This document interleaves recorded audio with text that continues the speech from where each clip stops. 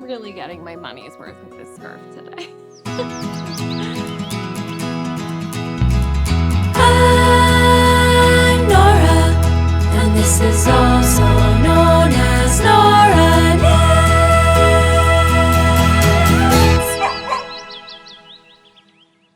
Hello there, I'm Nora, and you're watching, also known as Nora Knits. Thank you so much for joining me for another podcast episode today. It's been 10 billion years since I sat down in this chair and talked about my knitting with you, and so I have a lot of updates for you today.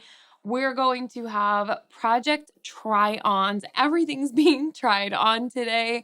We have some serious status updates on whips you've seen before. We have some issues I've had with whips that you've seen so far. We have a new cast on. There are some acquisitions and even a test call today. Oh, and this is done.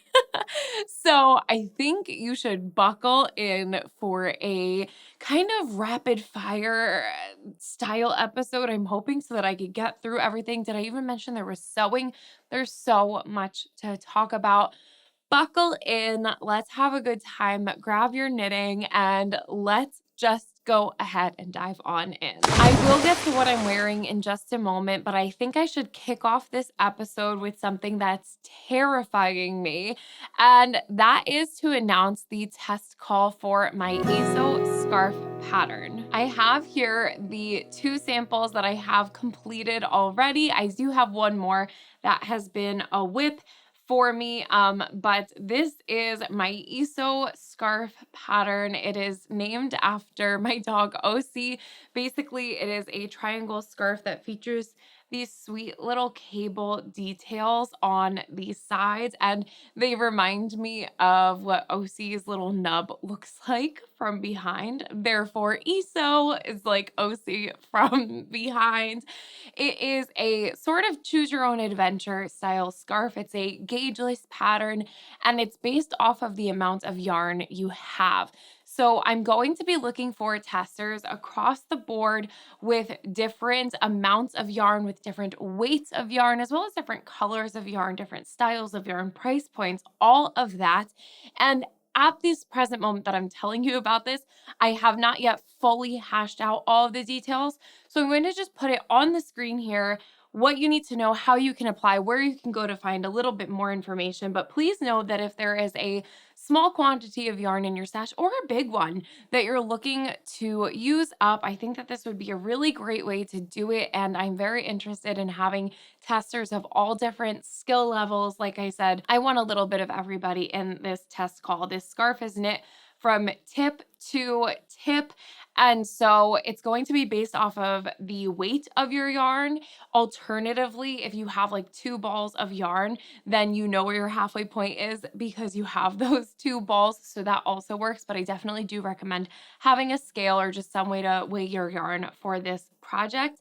And these 2 samples that I have in front of me are both made with about 50 grams of yarn. I actually think that they come out both to more like 40 grams of yarn because I was being really careful about my halfway point and everything for these samples. But they do feature the 2 different depth options. And so the red one is the shallow version of the ESO scarf. It grows a little bit more gradually, so you wind up with a longer and thinner scarf, versus the brown version, which is the steep version of the scarf.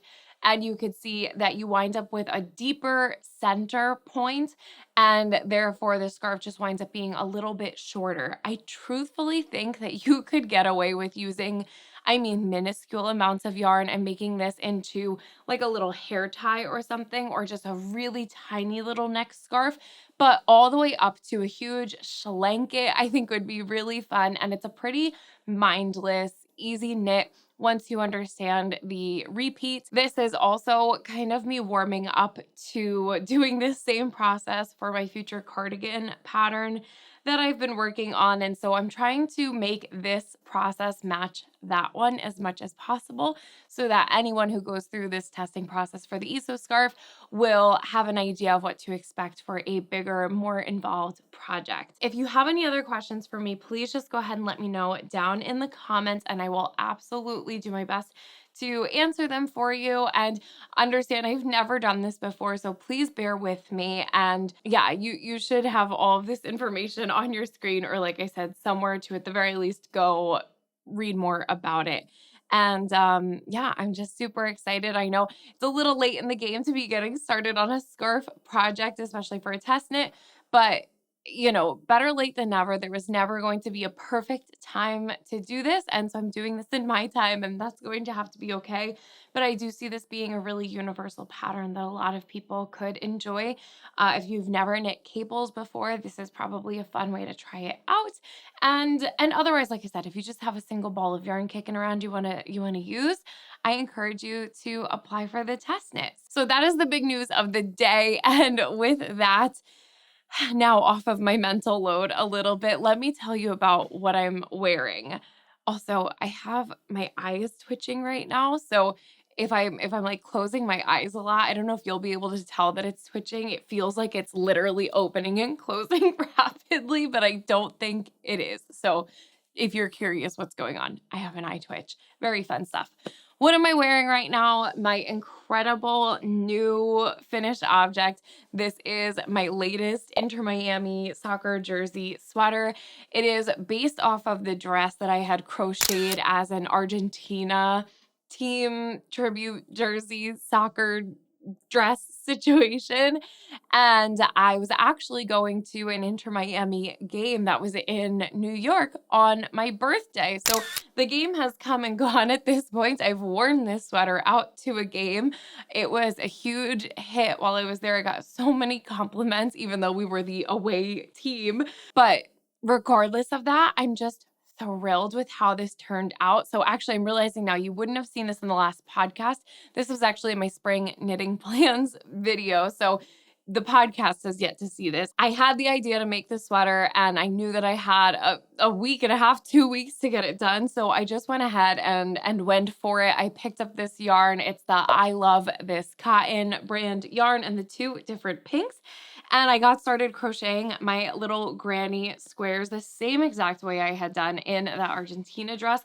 So I made all of the individual little squares for this piece first, then started to seam them together, which I did just by single crocheting everything through the back, keeping things very simple for myself. Now, to create the neckline, I did just crochet the two triangles that you see here to give the neckline a little bit more roundness. And then probably my favorite part about this sweater in particular is the knitting that I had done on the sleeves. So this is actually knit in Tarja to do these little 2x2 sections of black and pink to create somewhat of a saddle shoulder on my sweater. I finished off the cuffs with some ribbing, and I did leave the sleeves just a little bit on the short side for a couple reasons. A, I wanted them to stay really wide, and so I do feel that when I have a wide sleeve, shorter is definitely better for more practicality. But also, this being 100% cotton and all of the lace and everything, I imagine over time it is going to kind of sag a little bit. Now, since I have that big knit panel in the middle, it's probably not actually going to grow quite as much as I thought it would, but regardless, I'm actually really happy with the length of the sleeves. They're very functional for me. So that was how I had created these sleeves and finished them off with the 1x1 rib, also knit in Tarja. So it was like knit flat, and then I kind of seamed it up on the bottom. I had mentioned in the spring knitting plans video where I had just started this sweater that I really wanted to create a like scalloped vintage umbrella style on the bottom of the sweater. And I was able to achieve that look by essentially working a single crochet, a half double crochet, a double crochet, and then entering the center stitch of the granny square's bottom and working a shell with treble crochets. So maybe I could write that down if you want to try that. But it's just what I was able to make work. And then the front is all of the stripes. I tried to make this as inspired by the jersey as possible, while also making it something I thought looked like you could have purchased it at Free People or a store like that. So the front is all striped and then the back is all solid. And then I just literally made a straight line of double crochet and then a chain of double crochet in a circle to create a 10 on the back for Lionel Messi. And then probably the most complex part of all of this was I had made the front and back basically just two rectangles with the exception of these little triangles to make the more round neckline. And I realized then that it was sitting quite far back on me, and I was really struggling to figure out what to do to like raise the back in a German short row type way, but with crochet with the granny squares. And what I wound up doing was almost similar to that scallop situation. I kind of just started on one end of my rectangle and worked a bunch of single crochets and then started working up a few half double crochets and then double crochets across like the back of the neck, mirroring it on the other side. And then I did that probably over the course of about 3 rows so that I was building up the center of the back without doing too much on the sides. I think I was actually also using slip stitches. So slip stitches being the shortest, then single, and then half double, then double, treble crochets to create more of that trapezoid shape so that the back neckline would sit up a bit higher. And then in doing that, I was kind of looking at the shape of the Adidas stripes and how it was going to play with this new trapezoid shape. And I thought I could build up the back even more by just connecting the two saddle shoulders together in the back. So I started working some decreases in the front parts of these saddle shoulders so that it kind of just started slowly chipping away until there was just the stripe on the back, and I think it turned out super, super cute. I'm basically going to be living in this sweater every Saturday that it's game day now throughout the summer. It's just cotton, so it's really cozy and comfy, and I've just already had a lot of joy in wearing it. And then kind of the fun addition here is this is the like official Inter Miami patch, which I actually was able to just cut off of a t-shirt I already owned after I had accidentally thrown that light pink t-shirt in the wash with some darker jeans and like ruined the t-shirt. But I knew that it had this patch on it, so I just cut that out and hand stitched this onto here, hand stitch those numbers onto the back. And I was able to get this done in time to wear to the game. Had a blast. I'll pop some photos on here. And then as far as like price breakdown and everything goes, I've realized that over the past few years, I've done a big crochet project each year, and I've never actually considered it as like a project at the end of the year. So I'm going to continue that theme with this project. However, I did say at the beginning of this year, I was only going to be allowing myself to purchase 2 new sweaters quantities of yarn or project quantities of yarn. And so I am counting this as one of those project quantities. And I think it was well spent, well deserved. So by all means, if you want to know more about how I made this, if you want to give it a try yourself and just want more like in-depth instructions, let me know and I'd be very happy to share it with you. But overall, it's really just a bunch of rectangles. I think you could figure it out. So I believe in you. Let me know if you want to give it a shot. And don't be surprised if I make a second one as an Argentina sweater. Since we have the World Cup this year, I don't really want to be wearing my Argentina dress every time they play. So I'll probably make another sweater just like this, but in the blue and white. So I could continue to celebrate Lionel Messi because it's just fun. Why not? Okay, that's the finished object. Let's get into, gosh, I don't even know what. Let's talk about something that's kind of a win right now, and that is my Artemisia Sweater by Emma Mayer. It is a boucle sweater that I have now been knitting for 55 days in Knit Picks Bubbly Boucle in the colorway Popping Candy, along with Knit Picks Palette in the colorway Cosmopolitan for the finishes. And it's in a really good state right now, so let me show it to you. Here we have it. I basically have a full sweater to show you here. Where I have just left off is I've been knitting away at the second sleeve.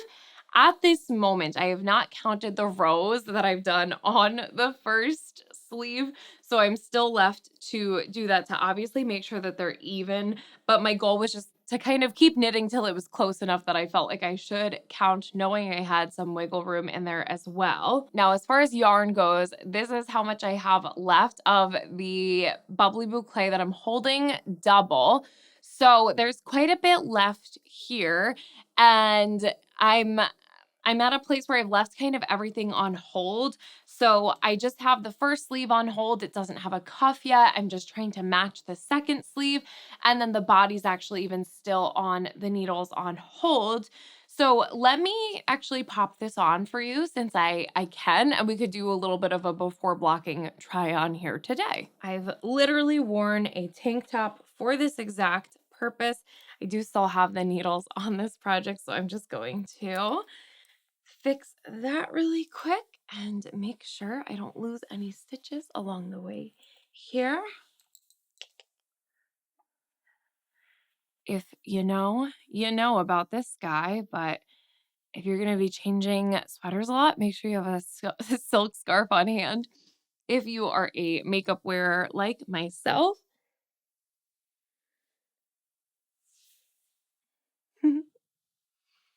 All right, here we have it.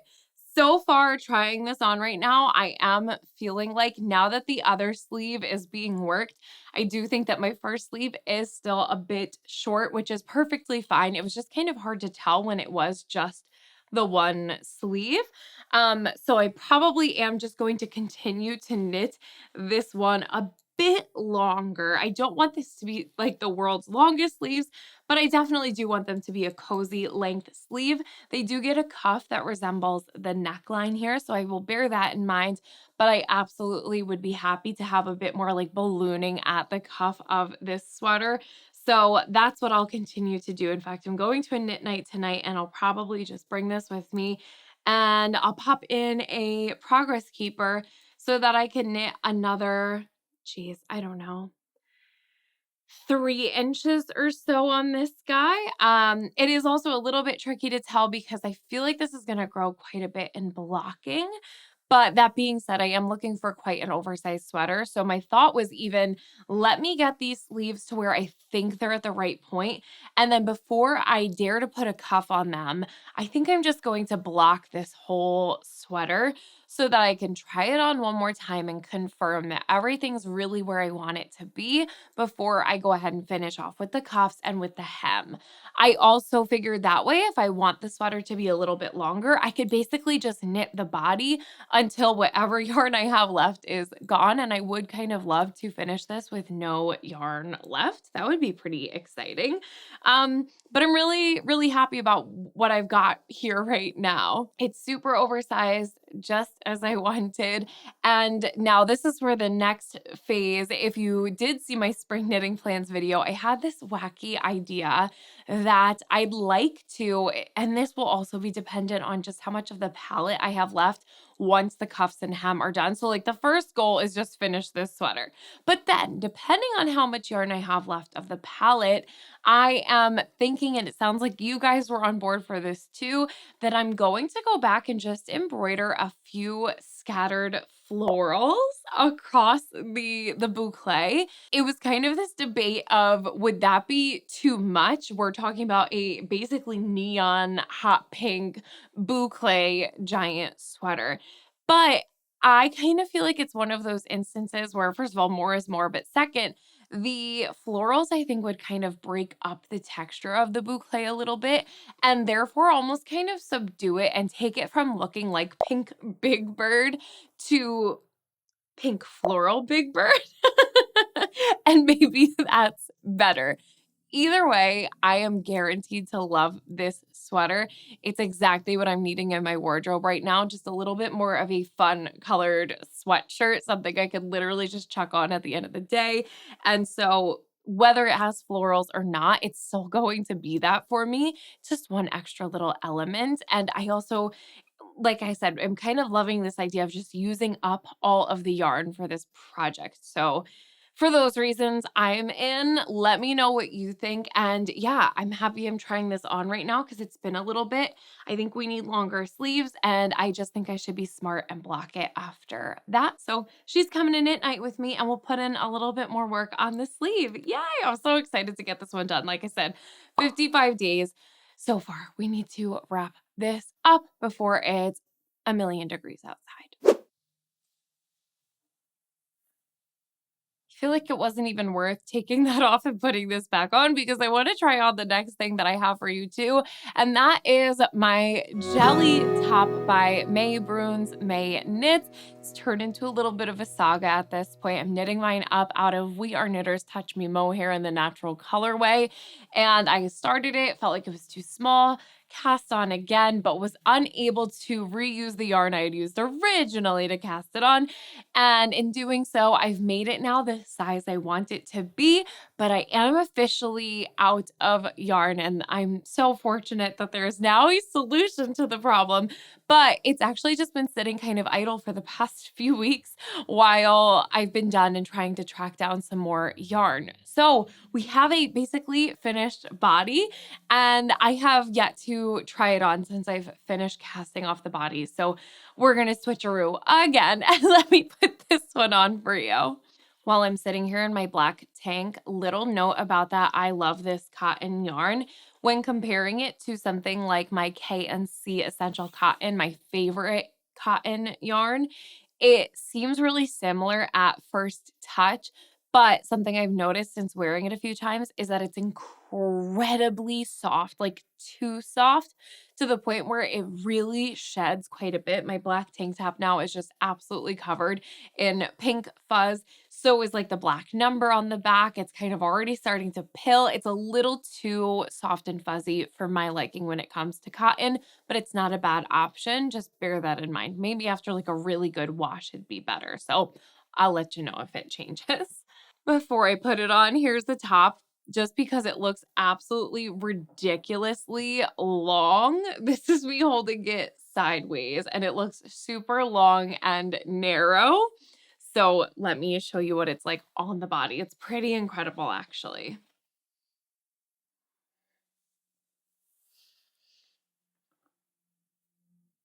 Perfect application for my scarf because I definitely don't want to get makeup on my white top here. Okay. This is going to have sleeves and it's going to have a neckline. Does not have those things as of right now, but it's so cute. So according to the like sizing and the pattern, I think I should be knitting this in a size 6, but that was how I started and now I've knit it in about the size 8 or 9, I think. And so you could see how it's fitting in the body and everything. I'll have to obviously stand up to show this to you, but it's definitely still not like 100% how I'd want it to be, but it's just about as good as it's gonna get. My main gripe is that I do love that you get all of the ruching texture up top here. I think this is looking really pretty, and you do get it a little bit in the body, but still across the bust, I just think you lose so much of that pretty ruched texture. And so for me, I just want it to be that much more emphasized, and it's just not happening even by sizing up as many sizes as I have. So that's my one little like downfall for this pattern. Otherwise, where we're at right now is that this is my second ball of yarn, and I probably have enough here to do the neckline. So I will be doing that with this yarn. And then there's even probably enough to get a sleeve started, but I'm waiting to see what this yarn I'm able to get my hands on is going to look like to figure that out. And I'll explain that all when that yarn gets here and I'm actually doing it. But as of right now, the body is done. So yeah, let me just stand up and show this to you. It's supposed to be a lot more cropped and I've made mine a lot longer. Also, the We Are Knitters Touch Me mohair is like a lot more yarn on a ball than your standard ball of mohair. So this is 2 balls of this mohair, but not your average ball of mohair. Please do bear that in mind when I say that. I did think for a little bit about just making this a sleeveless top. And if I wasn't able to get my hands on more yarn, I would be able to make that work with the yarn that I have here. But I just felt like, first of all, for a mohair baby alpaca top, it probably made the most sense to be a long sleeve garment. I don't really know how I would wear this in sleeveless sweater season. It just would be too prickly and too much for me. Also, I would definitely wear this with like a nude tank top underneath. So, yeah. I've made mine a lot longer. I've added a split hem on the sides. I worked the decreases, but I started them a little bit late in the body, and then I just worked a few more increases as I got past the smallest part of my body. I started increasing so that I could hopefully wear this as more of like a layering top with the really cute style now of like a lace top underneath another sweater. That's kind of how I'm envisioning wearing this, in addition to wearing it on its own. Please keep in mind, I just saw myself in the mirror and I feel like I had a little mini panic attack. This is not going to be flopping like it is right now. It is going to get cinched in with the neckline of this top. It's also sitting a little bit funny because there is no neckline, and so I think that this is going to sit a little bit lower. I also believe that once I pick up the stitches for the sleeves, this is all going to kind of like cinch up a little bit more and into the sleeves a little bit. And also the hem, it all needs to be blocked still. So I'm going to block it so that it's not just like floating away at just the very hem part. But yeah, just so you know, that's where we're at with this one. And I'm really happy with how it's turning out. So can't wait to get my hands on the rest of the yarn to finish this. Especially since it's already been on my needles for 97 days, but well worth it because I've been making sure it turns out just right. I've learned my lesson now. I'm not going to take this off quite yet because I want to show you my new cast on. I think I'll be able to pop that on as well, just so that you guys can really get a full vision of what it is I've been working on since my last podcast. So here I have a brand new cast on. It is the Clematis Sweater by Emma Mayer. So same designer as the Artemisia Sweater. And I've actually knit the Clematis vest before. And I've had the yarn to make the sweater version for the longest time. It actually is why my yarn bowl back there is empty right now. It had been sitting in that yarn bowl for the past few weeks. And every time I walked past it, it was like, oh, I really want to make that top. Then I filmed my spring knitting plans and I was like, no, I won't mention it because I always say I'm going to make it and I never do. And then I couldn't take it anymore. I just went ahead and cast it on yesterday and had a blast. So let me see if I can put it on. Otherwise, we'll outfit change. Also, the We Are Knitters Touch Me Mohair, another crazy shedding yarn. What, you can't tell what's supposed to be happening here right now? Okay, so accept the fact that my cord is not long enough to properly try this on. It's just tugging underneath my arm here, but this is where we're at with things. I think in fact this will make more sense on the hanger, so I will put it there for you.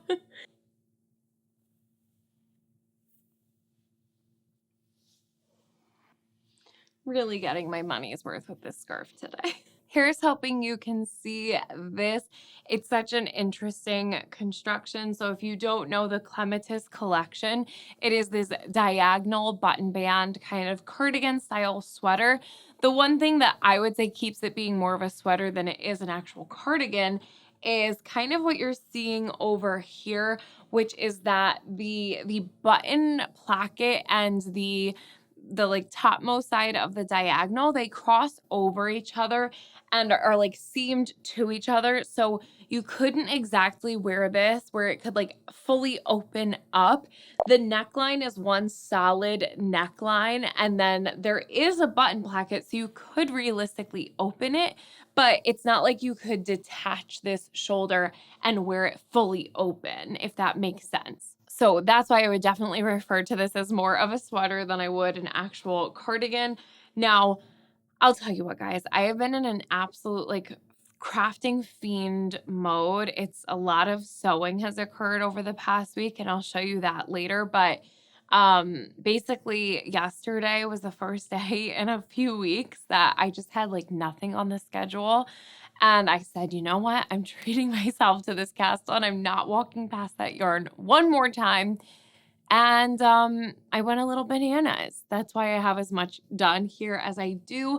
I had gauge swatched for this like months ago in just planning mode. This is Knit Picks palette, held with Knit Picks Aloft. So they're the Knit Picks mohair. It really is a beautiful mohair. I'm not usually working with mohair, but I am in a little bit more of a mohair phase at the moment, obviously. But it's just these two really gorgeous olive green colors. The mohair is just a little bit more electric and glowing versus the palette is a little bit more subdued and kind of desaturated. So together they make for really beautiful, interesting fabric that I'm just dying to have. In my gauge swatch, I had used the recommended needle size for the pattern, which is a 4.5 millimeter needle, and my gauge was just a little bit too tight for the pattern, but also I did feel that my fabric was just the littlest bit too stiff.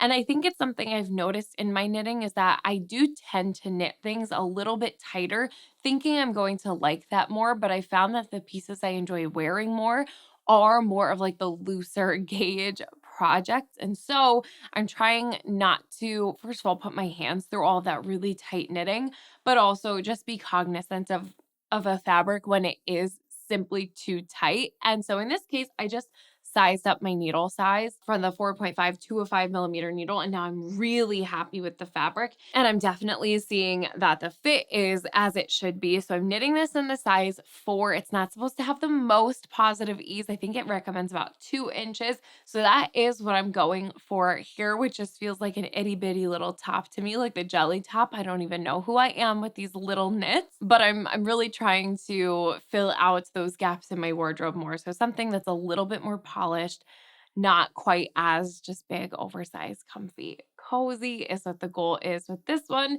I've literally cast this on 24 hours ago, more than that, but you know what I mean. And I'm at the point where I've literally just joined under the arms and I'm starting to just work the repeat that keeps this diagonal button band moving its way down the sweater and obviously knitting the length of the sweater along with that. And then this will be getting long sleeves. And I imagine this will be a fairly quick knit since the vest version I had knit the same thing. Obviously sleeveless though. That took me like almost no time and it's one of my favorite things to wear. So I'm trying to like squeeze this in before the end of spring.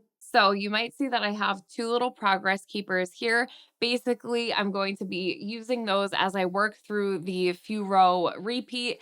There is one row in particular where you're working what you have to do to make the diagonal button band go. And so my thought here was that I would just mark the row when I've completed that one little increase, decrease situation. And then I can just keep moving those progress keepers down as I work them on subsequential rows. And yeah, I don't think there's much more to say here. I'm just a really big fan of Emma Mayer and her designs. And I was really eager to get this yarn on my needles. So I'm happy to have it here. Been on my needles for a day. Final whip update, and this one's gonna be maybe an abbreviated version of what will be a longer story at another time. My sister gifted me one of these cute little Trader Joe's tote bags for my birthday, and it's literally the perfect size for a project. I had like my tape measure and stuff in here the other day, so that's really fun. But this is my Lanark sweater by Rebecca Clow, the Crayabea. And I'm literally just noticing right now that I never actually wrote down when I started this. So I'm going to have to do a little investigating and you'll see it on the screen. But I am knitting this, another project with mohair. Like I said, not my usual MO, but I'm just in a mood lately, I suppose. And with the state that this is in at the moment, there's not going to be a good way to show it. So let me just do this. Okay. This is a sweater that's truly giving me a run for my money. I'm knitting this out of Holskarn Super Soft and then Nano Stitch Labs mohair. The mohair is what is slightly variegated, just giving that little bit of dimension to it. I'm loving the color of this. I think it's going to be really pretty. And what you see completed already is the collar of this quarter zip sweater and then the start of the back. It's actually pretty close to being done. I'm just working some increases that are going to be going under the arms. Now, this is one you would have seen in the last podcast where I was talking about how this sweater, it says it's knit in half fisherman's rib. It says that there are two ways to knit half fisherman's rib. One way is the yarn over method and one way is the knit one below method. She says I use the yarn over method and then gives written instructions on what that means, which, having never done half fisherman's rib or anything like it, I had absolutely no idea what I was supposed to be doing. I'm searching half fisherman's rib with the yarn over method, can't find anything but this one YouTube short without any explanation. So I'm watching it like fully, slowly scrubbing back and forth to watch the stitches and how it's all unfolding. Then got it figured out between that and the written instructions. Came on to the last podcast episode and gave you guys a mini tutorial in case anyone else was trying to knit this and had no idea what was happening. And then I was corrected and told that what I'm knitting is in fact half brioche. And that's perfectly fine with me. But then you tell me why the pattern is literally called half fisherman's rib. If I knew it was called half brioche, then I would have looked that up. But I'm just going based off of what information I have in the pattern. You get started with this doing Judy's Magic Cast On. You're using a tutorial that is for a sock. If you don't know how to do Judy's Magic Cast On, and so I did. I followed that tutorial. It continues to roll into like knitting the toe of a sock. I had the common sense to say I think I should probably just stop after the cast on, but who knows, because this is the tutorial that was provided with the pattern. Proceeded to keep knitting the collar. Then you get to the point where you're folding the collar in half. And there's a tutorial that Rebecca Clow has included with the pattern that she's filmed herself. And in the written pattern and in this video, she kind of just keeps saying while you're seaming or knitting the top and bottom of this collar together to get this folded collar, she's like, and just make sure your stitches aren't twisted. Now, as I'm knitting, I'm like, why would my stitches be twisted? Doesn't that seem silly? I don't know why my stitches would be twisted. So I never really made sure. I just was like, oh, I wouldn't have twisted the stitches. So that's weird that she thinks that my stitches are twisted. Got halfway through and realized that it's because in that tutorial for Judy's Magic Cast On, she did mention your next row when you're knitting the toe of the sock, you have to untwist those stitches by knitting through the back loop.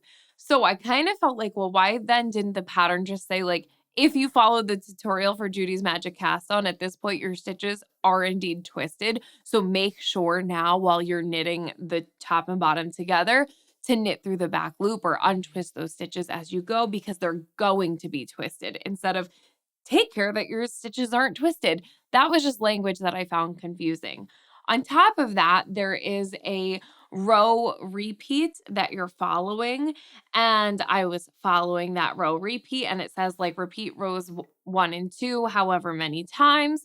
Then it says end on a wrong side row, which feels obvious. It would be row 2 if you're knitting rows 1 and 2 however many times. However, row 2 is actually a right side row. So you have to repeat row 1 one more time.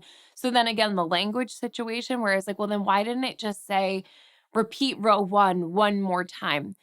There's something about the way that this pattern is written that's not jiving with the way that I take in a pattern. And I'm taking that in stride and I'm going to do my best because I want this finished object. But I have to tell you, if I was knitting this a year ago, 2 years ago, I would have 100% bailed by now and I would have burnt this project to pieces because it's honestly kind of infuriating the way that I am taking in what I'm reading and the way that it's not making sense to me. In addition to the fact that the formatting is just not what's jiving for my brain. I'm looking at a wall of text that I can barely make heads or tails of.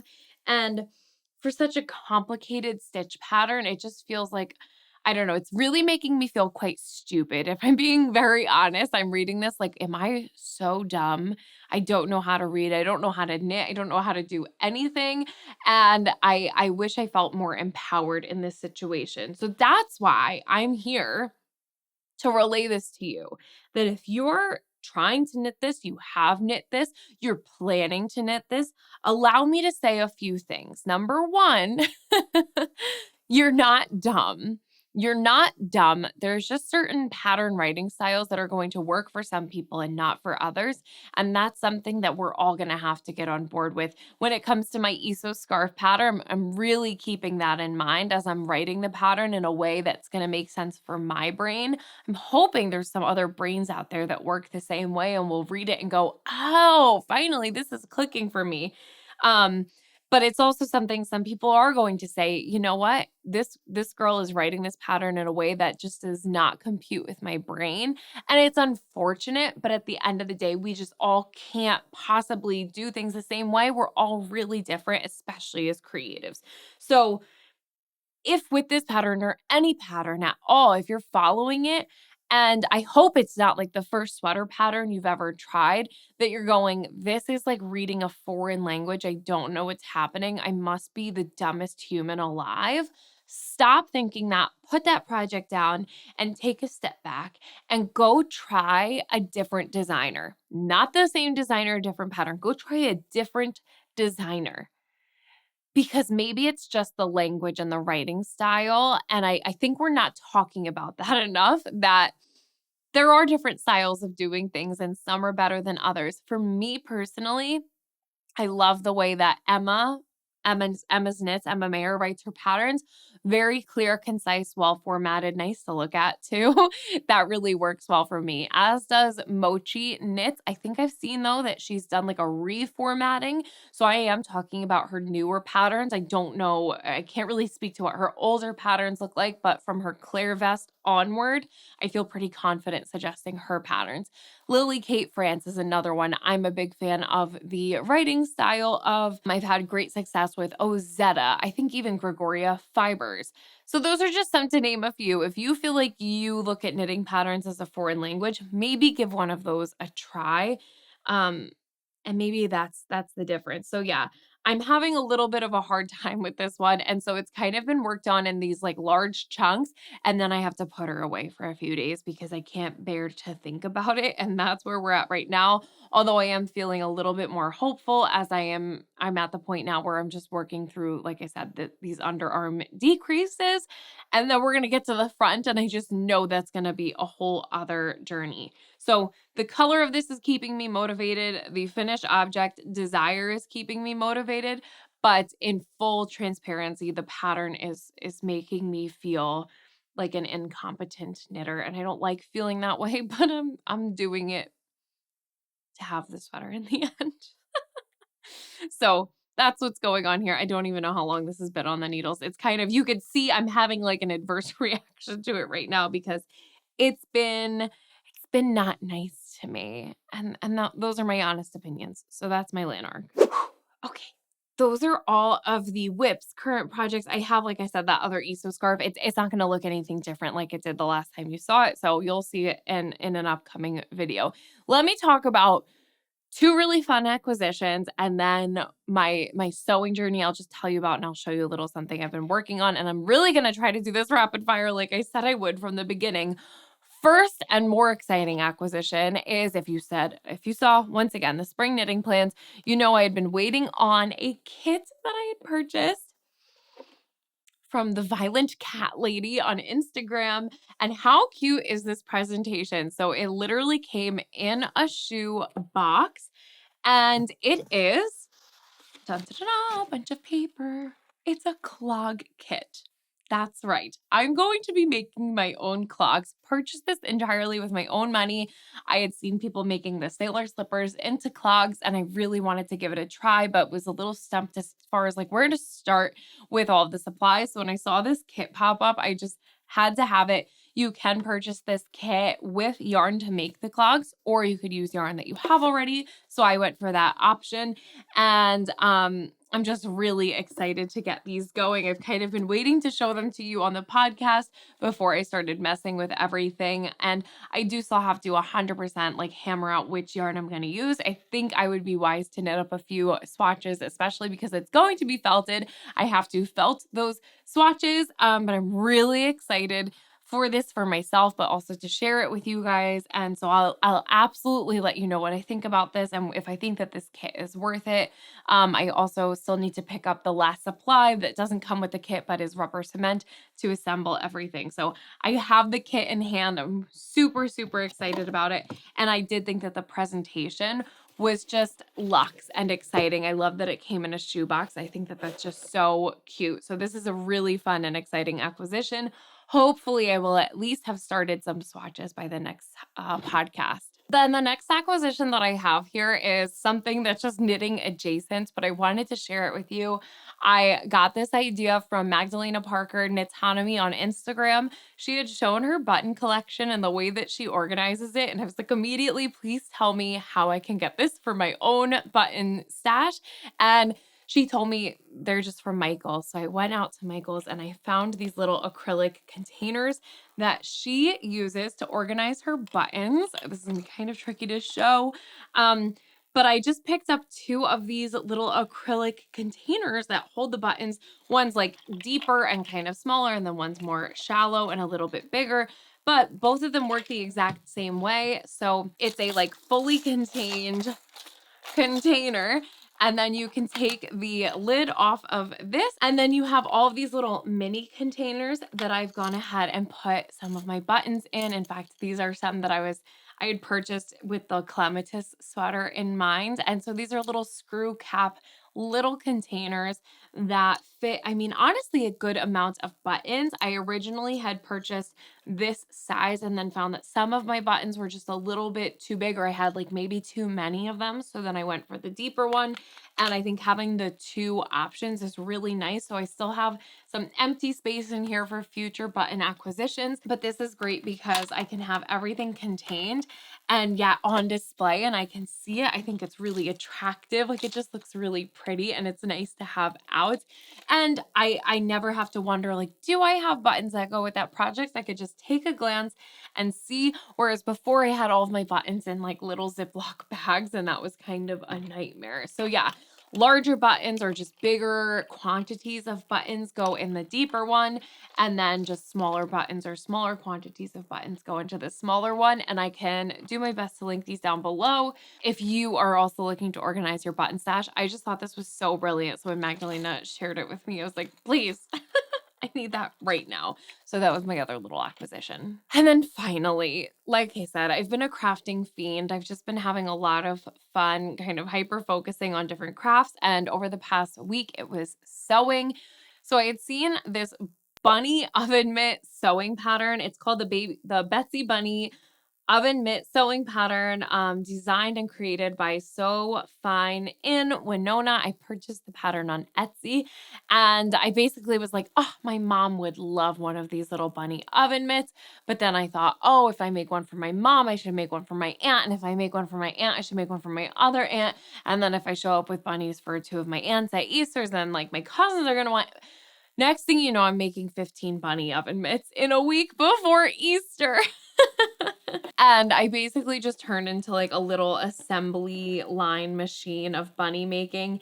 And I've gifted most of them at this point. I do have a few like bunny parts in front of me that I ran out of some of the like really important fabrics, you know, like the actual heat insulated one. It's called Insulbright.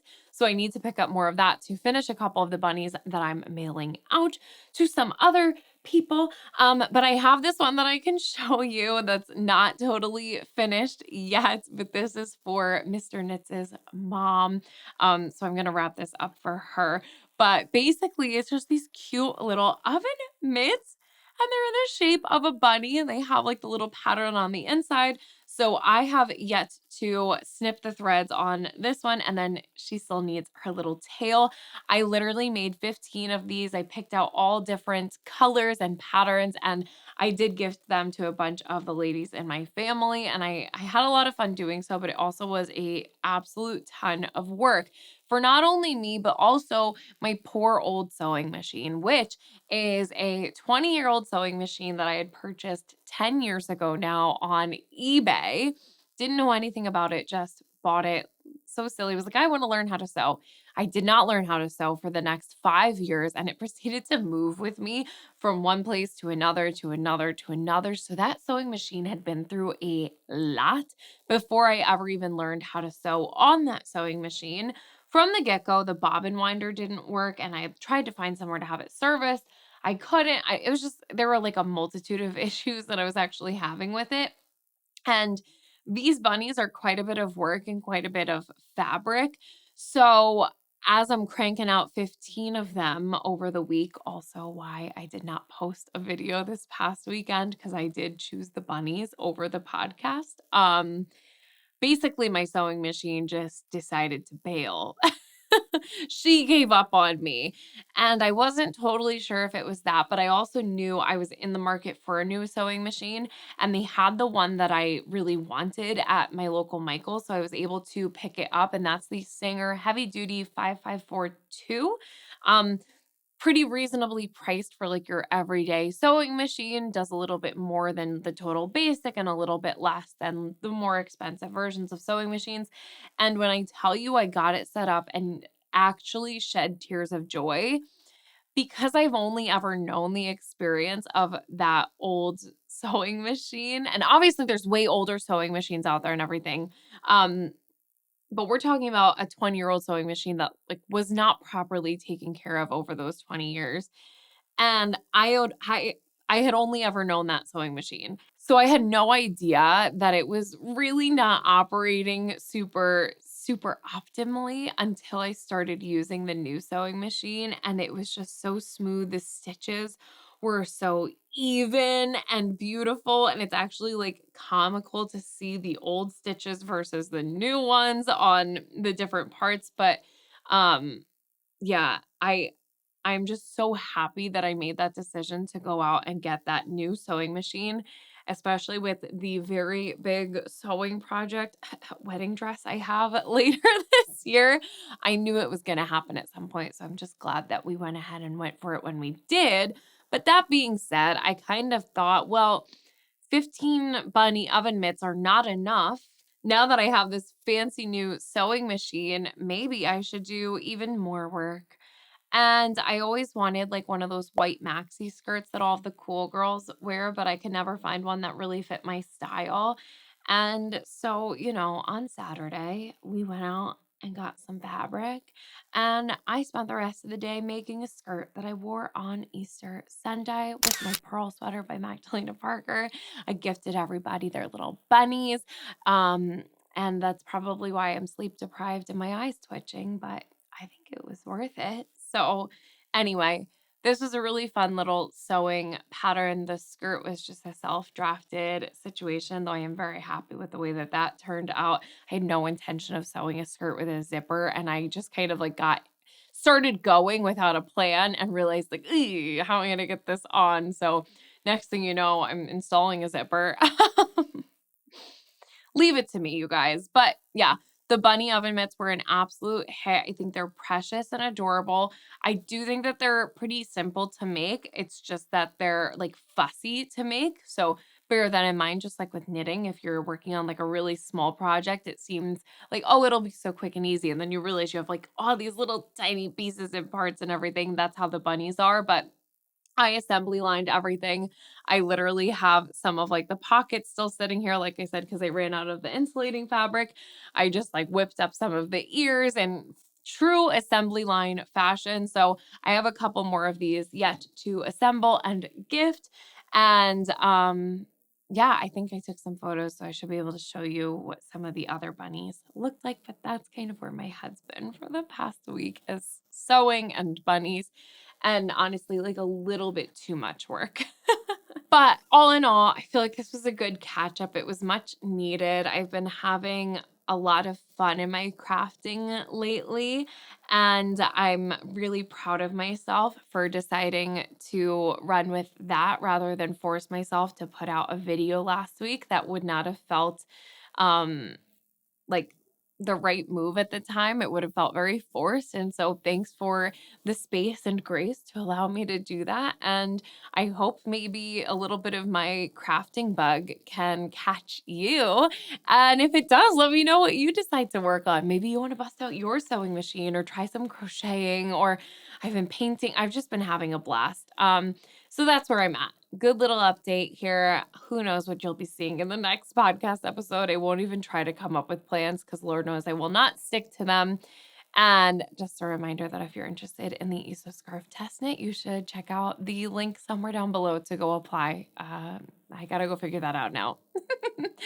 If you enjoyed this video, you can let me know by giving it a thumbs up. And then if you subscribe and of course ring the bell, you should be notified anytime I post a new video. However, you can usually expect a Saturday morning upload at 9:30 a.m. Eastern time. And with that, a big ol' thanks for watching, and I'll catch you on the next one. All right, you guys. Bye.